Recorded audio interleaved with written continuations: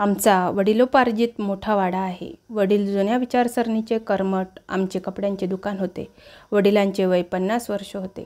आई 43 वर्षांची होती. दिसायला खूप सुंदर. आणि मी योगेश, त्यांचा एकुलता एक मुलगा. माझे वय 19 वर्ष. आर्थिक सुबत्ता चांगली असल्याने घरात नोकर चाकर होते.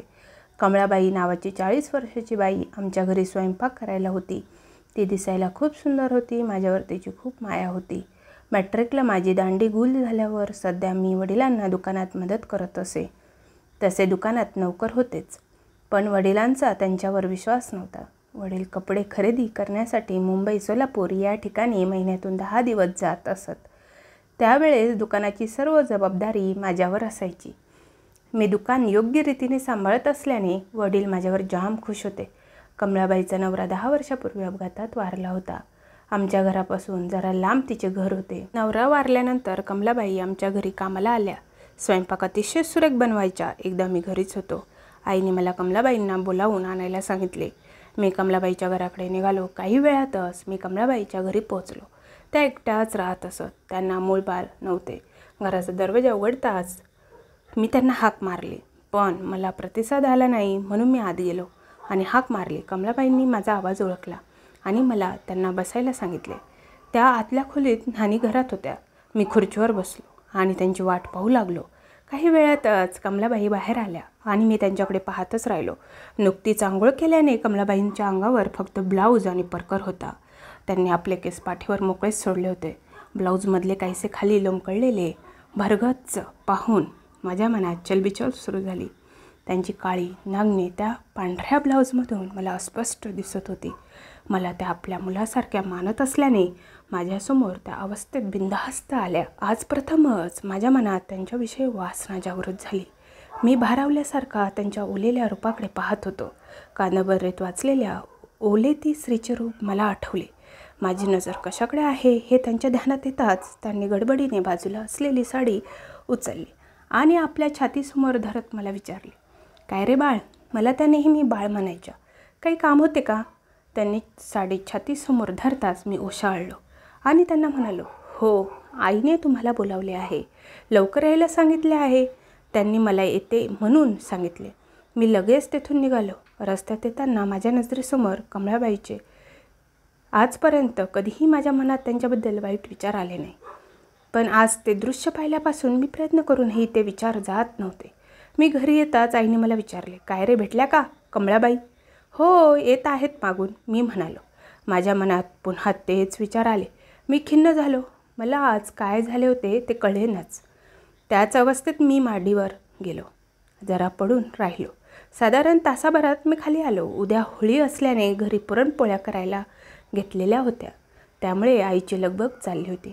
कमलाबाई आई दोघीही पोळ्या लाटीत होत्या. उकडत असल्याने दोघी घामाने निथळल्या होत्या. मी त्यांच्याजवळ गेलो. कमळाबाईंनी मला पाहताच आपली मान खाली घातली. मी तिच्याकडे पाहिले. तिचा ब्लाऊज घामाने चिंब भिजला होता. पोळ्या लाटताना तिचे हेलकावे खात होते. साडी गुडघ्यापर्यंत आणल्याने गोऱ्या पानपोटऱ्या तिच्या दिसत होत्या. मी काही वेळ निरीक्षण करून दिवाणखान्यात आलो. वडील सोफ्यावर बसून कोणाशी तरी फोनवर बोलत होते. फोन ठेवल्यावर त्यांना आईला हाक मारली. आई हात पुसत बाहेर येताच त्यांनी सांगितले की त्यांना तातडीने सोलापूरला जायचे आहे व कपडे बॅगेत भरायला सांगितले. नाहीतरी होळी निमित्त दुकान 2 दिवस बंद राहणारच होते. संध्याकाळी वडील सोलापूरला निघून गेले. वडील घरी नसल्याने घरात एक प्रकारचा खेळकरपणा आला होता. आई आणि कमळाबाई पोळ्या आणखी काही जिन्नस बनवणे चालूच होते. होळीच्या दिवशी मी त्या सर्व पदार्थांवर यथेच्छ ताव मारला. दुसऱ्या दिवशी धुलीवंदन होते. सकाळी मी उठलो आणि प्रांतविधी उरकून बाहेर आलो. शेजारची मुले धुळवड खेळत होती. रंगाने त्यांची चेहरे इतकी माखली होती की ते मला ओळखू येत नव्हते. मी घराच्या बाहेर येताच मला त्या सर्वांनी पकडले आणि माझ्यावर रंग टाकून मला माखून टाकले. मग मी सुद्धा त्यांच्याबरोबर मस्ती करायला लागलो आणि माझ्या हातावर भरपूर रंग घेत मी माझ्या घरात घुसलो. समोरच कमळाबाई उभ्या होत्या. मी त्यांच्या पाठीमागे गुपचूप गेलो आणि त्यांच्या चेहऱ्यावर रंग चोळला. माझ्या अनपेक्षित क्रियेने त्या गडबडून गेल्या. काहीशा घाबरल्या. प्रथम त्यांनी मला ओळखलेच नाही, पण मी होळी हे असे ओरडताच त्यांनी मला ओळखले. मी त्यांच्या गालावर भरपूर रंग चोळला. त्या माझ्या हात पकडून मला विरोध करत होत्या. त्या गडबडीत माझ्या हात त्यांच्या गळ्याजवळ कधी आले तेही मला कळले नाही. माझे हात त्यांच्या गळ्याजवळ काहीसे रेंगाळतच त्यांनी माझे हात बाजूला केले आणि माझ्यापासून बाजूला झाल्या. त्यांच्या मांसल त्या स्पर्शाने पेटवून गेला. अजून माझ्यापासून बाजूला होत कमलाबाई आत गेल्या. दुसऱ्या दिवशी 12:30 वाजता आईने माझ्या हातात एक पिशवी दिली आणि म्हणाले, हे कमलाबाईला देऊ नये. मी तिच्या हातातली पिशवी घेऊन निघालो. 15-20 मिनिटात मी कमलाबाईच्या घराजवळ आलो. घराचे दार बंद होते.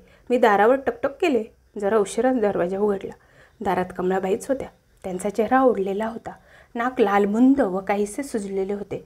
ते पाहून मी त्यांना विचारले, कमलाबाई, बरे नाही का तुम्हाला? हो रे, काल तू रंग टाकलास आणि मी थंड पाण्याने आंघोळ केली. तेव्हापासून सर्दीने हैराण झाले आहे. विक्स असेल तर मी लावून देतो. माझ्यामुळेच तुम्हाला सर्दी झाली. ठीक आहे, जरा विक्स लावून डोके चोळ, मग मला जरा बरे वाटेल. कमलाबाईंनी मला हात घेत दार लावून घेतले आणि पलंगाजवळ आल्या. उशी खालून विक्सची बाटली काढली व बिछाण्यावर आडव्या होत ती बाटली माझ्याजवळ दिली. मी त्यांच्याजवळ बसलो आणि थोडे विक्स बोटांवर घेतले आणि त्यांच्या डोक्याला चोळू लागलो. कमलाबाईंनी आपले डोळे मिटले होते. मी डोके चोळत असताना कमलाबाईंच्या चेहऱ्याकडे पाहू लागलो. 40 वर्ष वय असूनही कमलाबाई खूप सुंदर दिसत होत्या. मुळातच गोऱ्या असल्याने सर्दीमुळे त्यांचा चेहरा लाल दिसत होता. चेहऱ्यावर अजूनही सुरकुत्या पडल्या नव्हत्या. त्यांचा बांधा बारदस्त असूनही अजून पोट सुटले नव्हते. इतक्या जवळून त्यांचे सौंदर्य निहाळायला मिळाल्याने माझा ताठरता आली होती. कपाळावर चोळून होताच मी त्यांच्या नाकावर विक्स चोळले. माझी त्यांच्या छातीला विक्स चोळण्याची खूप इच्छा होती, पण तसे सांगण्याची माझी हिंमत झाली नाही. आता खूप बरे वाटते, त्या उठत म्हणाल्या. मी बाजूला ठेवलेली पिशवी त्यांच्या हातात दिली व त्यांचा निरोप देऊन घरी निघालो. रस्त्यातून येताना कमलाबाईच्या शरीराचा स्पर्श मला जाणवत होता. तो सुखद अनुभव घेऊन मी घरी आलो. पाहतो तर आई बॅग भरत होती. हे काय, बॅग कशाला भरतेस? कुठे चाललीस? अरे, तुझे चुलत मामा वारले, आत्ताच फोन आला होता. मी जाऊन येते. संध्याकाळच्या ट्रेनने जाईन मी. तू दुकानाकडे नीट लक्ष दे. वडीलही घरी नाहीत. मी कमलाबाईंना बोलावून घेतले आहे. मी गप्प राहिलो. 4 वाजता कमलाबाई आल्या. आईने त्यांना माझ्याकडे लक्ष द्यायला सांगितले आणि 3 दिवस इथेच राहायला सांगितले. काही वेळात आई गेली. मी माडीवर गेलो आणि जरा पडलो. मला कोणीतरी हलवून जागे करीत आहे असा मला भास झाला. मी खडबडून जागा झालो. समोर कमलाबाई दिसल्या. मी घड्याळाकडे पाहिले. 6:30 वाजून गेले होते. अरे उठ, किती झोपायचे? मी उठलो आणि खाली येऊन बाथरूमला जाऊन आलो. बरं, जेवायला काय बनवू? माझ्या हातात चहाचा कप देत त्या म्हणाल्या.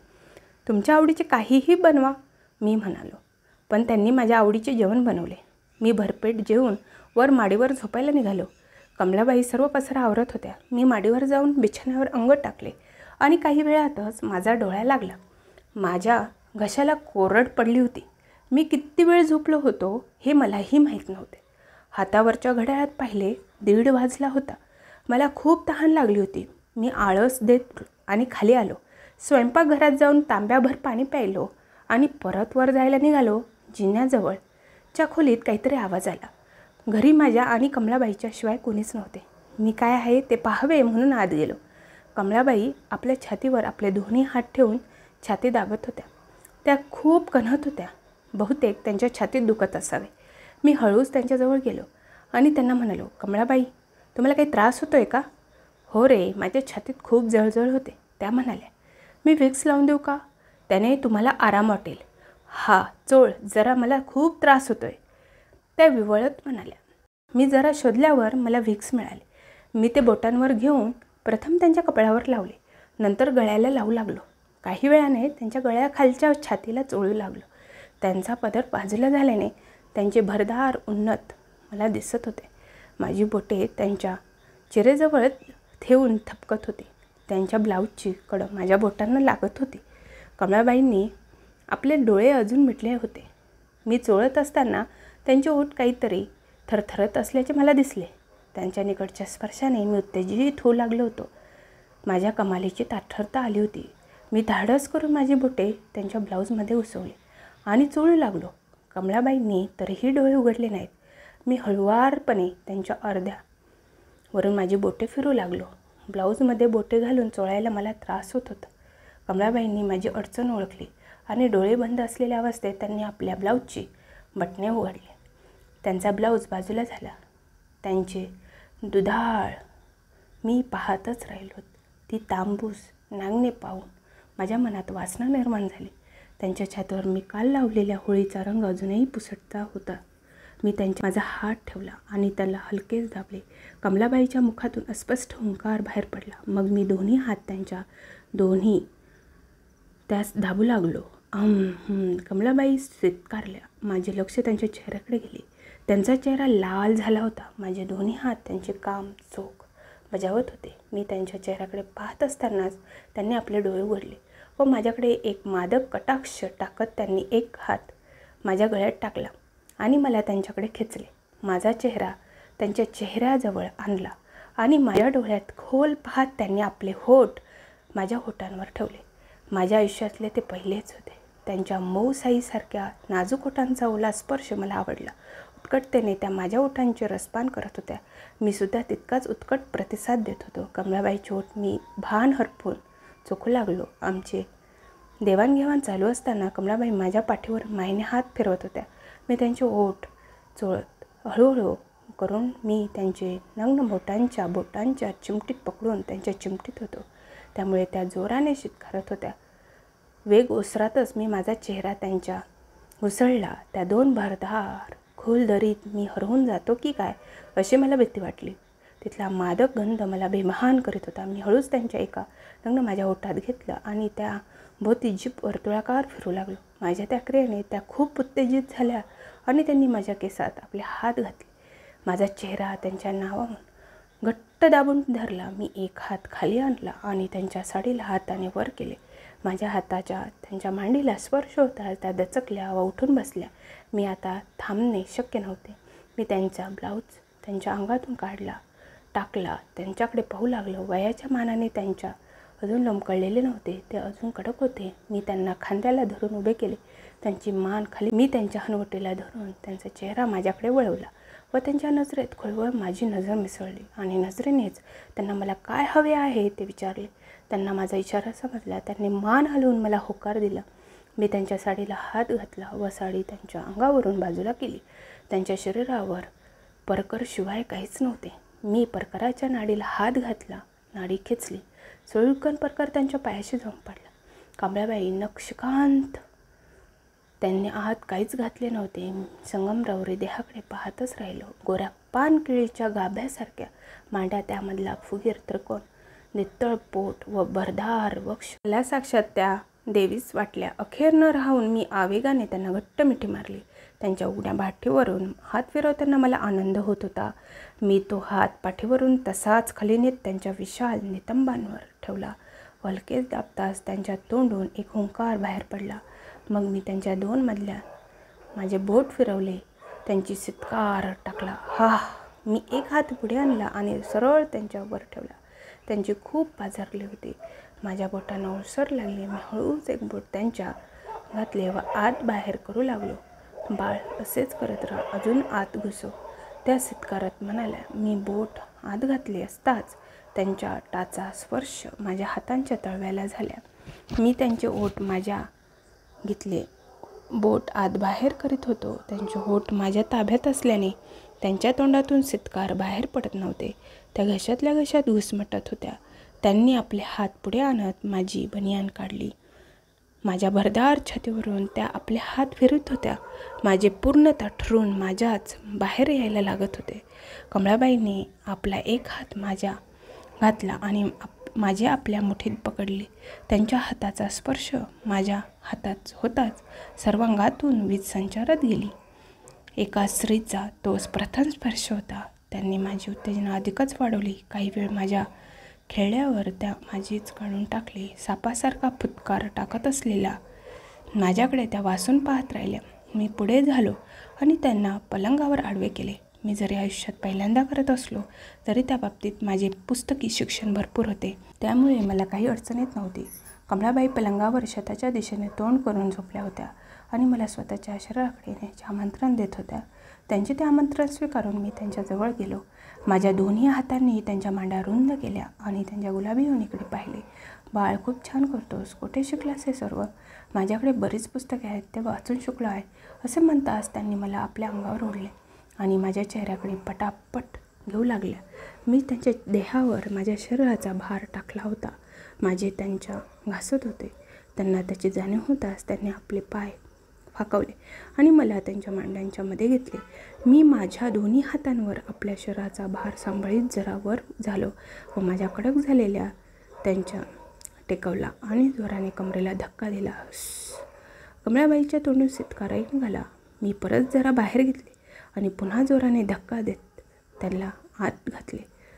बाळ हळू कर ना. या वयात ही कमळाबाईच्या तोंडून वेदनामय शितकार बाहेर पडला.